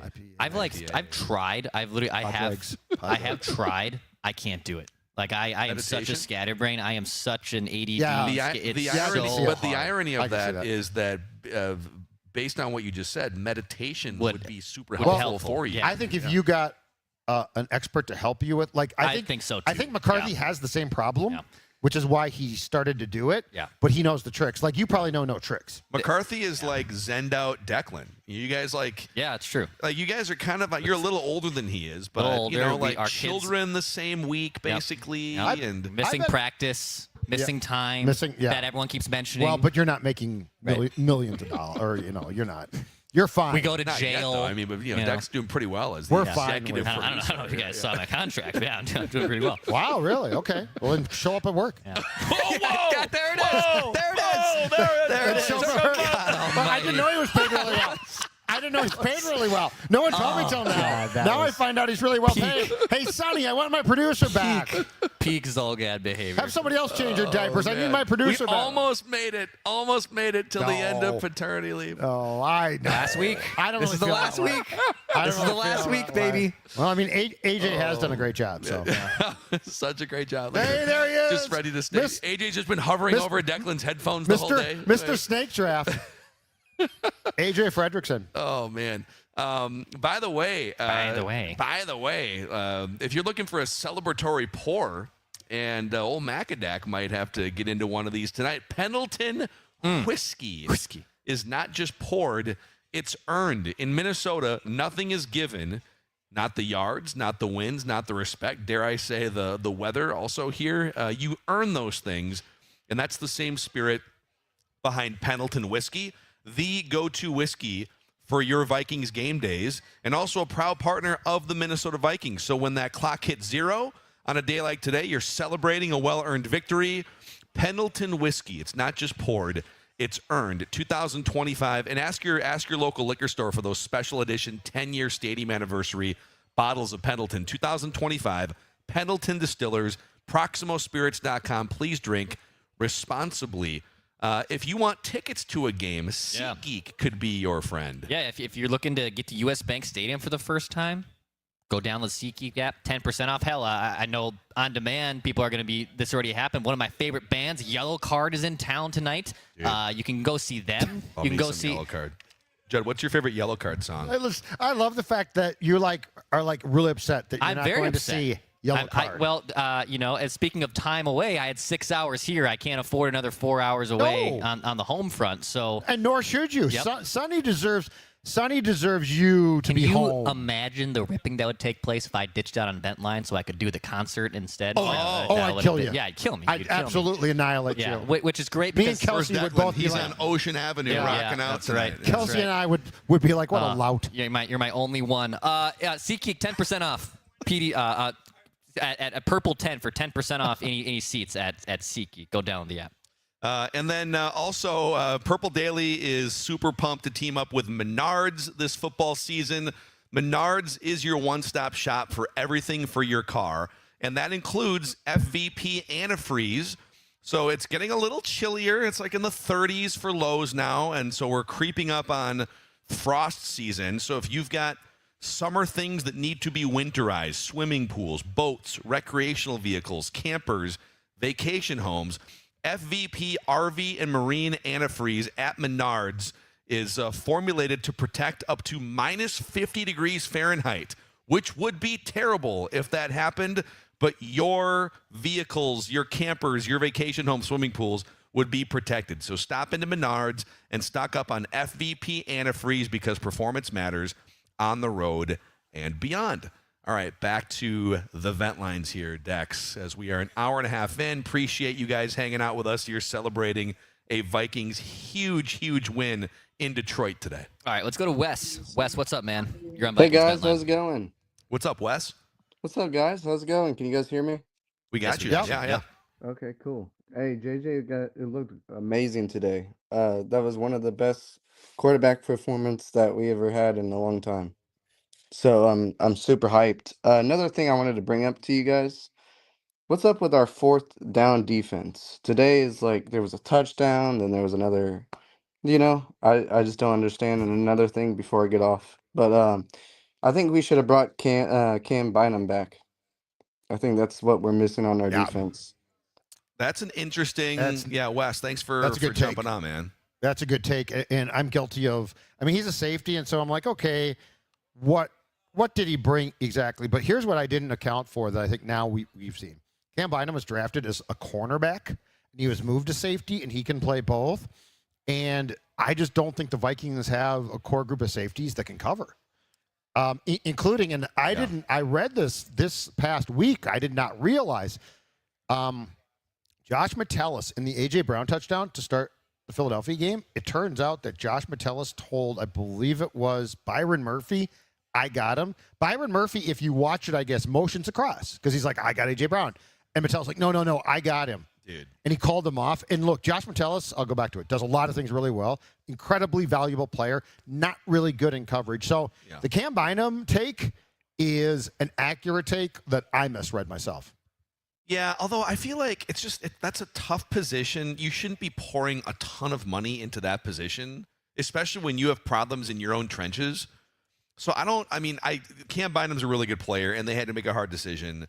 And you could nitpick some of the dollars they spent, and totally you could play that game. Sure. But they decided we need to fix our trenches on both sides of the football. Let's pour money into offensive and defensive line, first and foremost.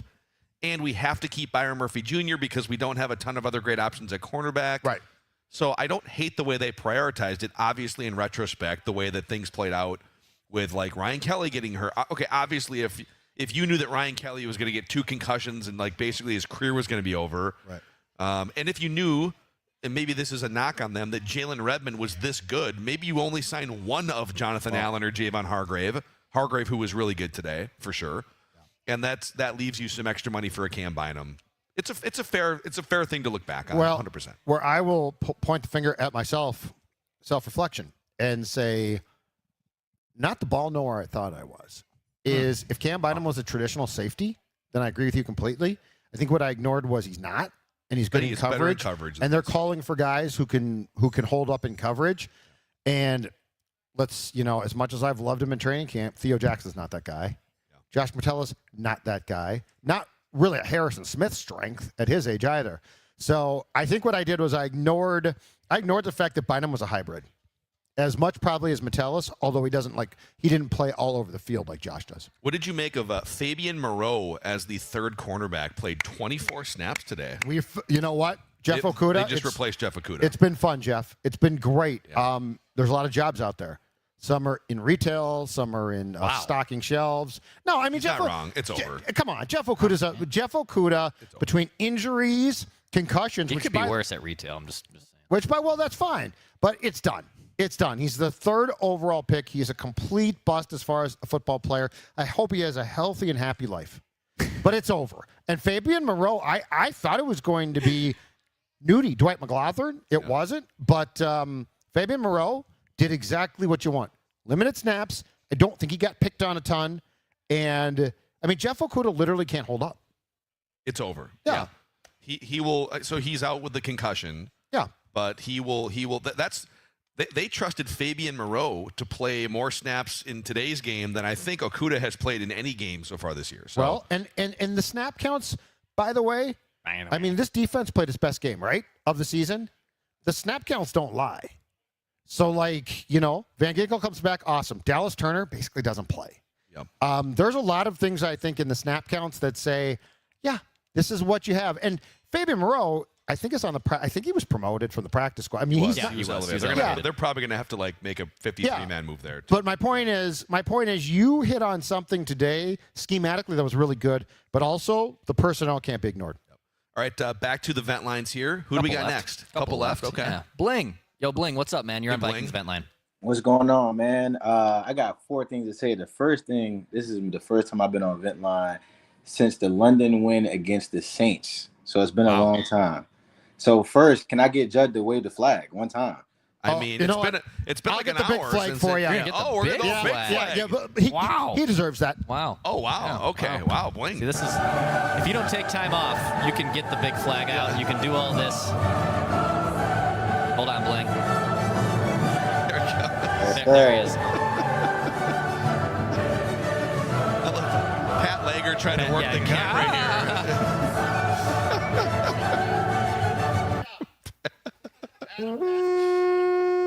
The production team trying to find Judd is the game here. Go ahead, Bling. The other things I got is 2 bandwagons that I've been on. One I want to stay on. One I might want to get off a little bit.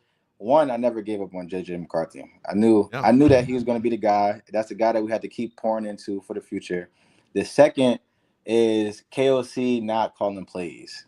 So today he did a tremendous job. A lot of times, especially through the first 3 quarters, fourth quarter on the goal line, just run the ball. But since the game was called so well for the most of the game, I'm happy that he got that together. Yeah.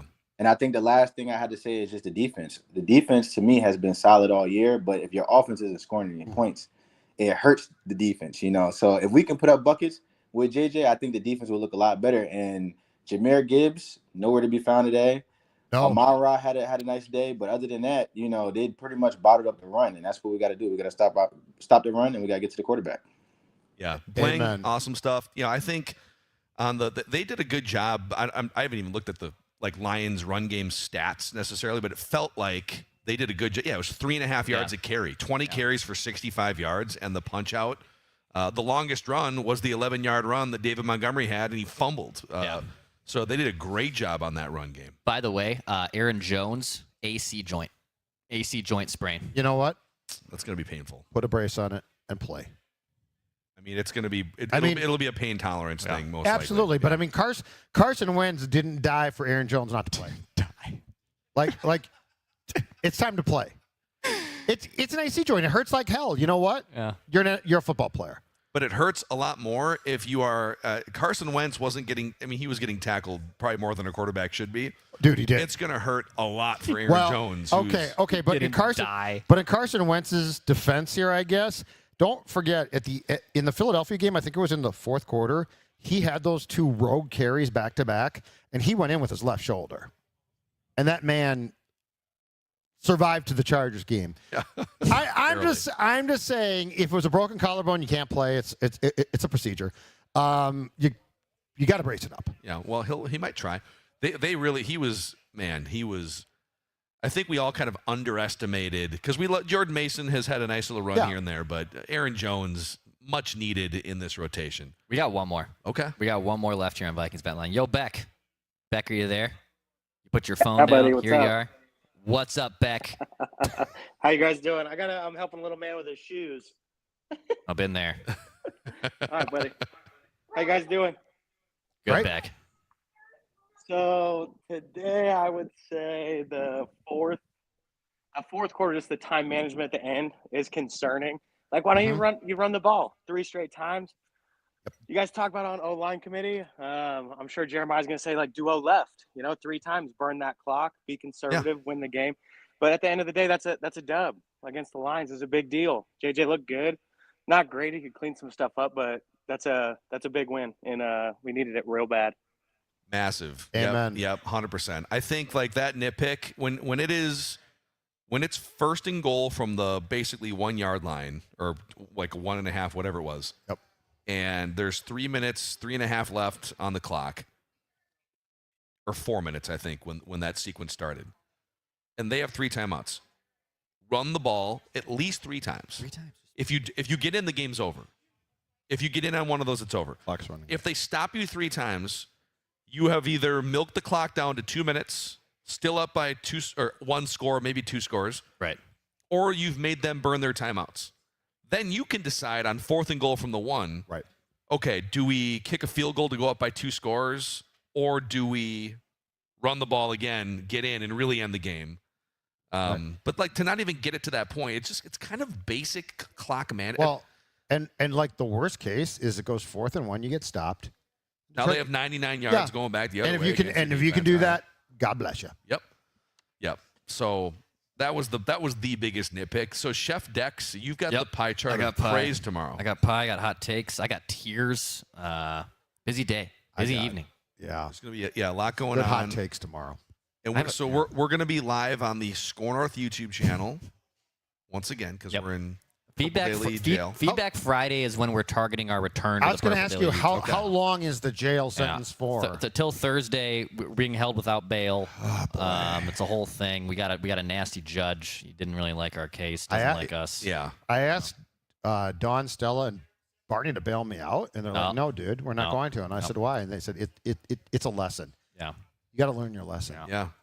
So We're gonna sitting there in my fatigue things, playing my harmonica, singing. Nobody knew. Got a harmonica in the trouble I've good seen. for you. Are you allowed to bring a harmonica in, or would that be contraband? Old school movies. Use it as a you weapon. always had a harmonica in jail. Okay.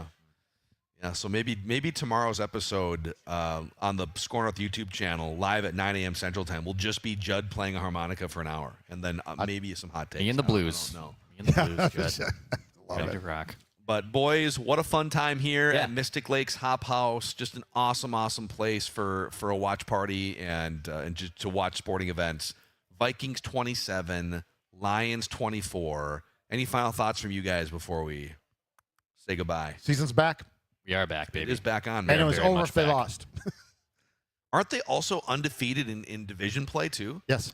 Yep. So It's for 2-0. 2-0. Beat the Bears, beat the Lions. I'm holding a hot take because I have a take. The Lions, by the way, are now 1-2 in division play, and you're only a game back of them. Yeah. Oh, this is now. I'm dead serious. I think if they lose today, it feels like it's done. Yep. And now it's very much on. Yeah. Yep.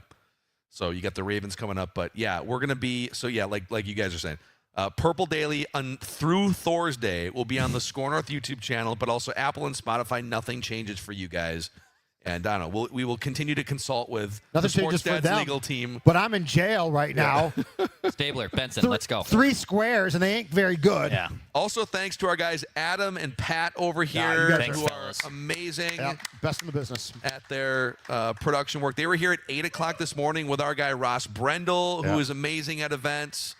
AJ slinging social Fredrickson on videos and social. beers. Yep. Both. Yeah. Shagging Slinging beers. it. Our What a guy Curtis, the in-house entertainer. Oh, Curtis still here, yeah. Curtis, you were beautiful. That was great. Yeah, Robbo, we love you too, and Mark, who made his appearance earlier. So yeah, appreciate all you guys on the YouTube channel. Thank you guys. There's still like 4,000 people hanging out here, so thank you. And like we said, the season's back on. The Vikings have JJ McCarthy slinging touchdown passes.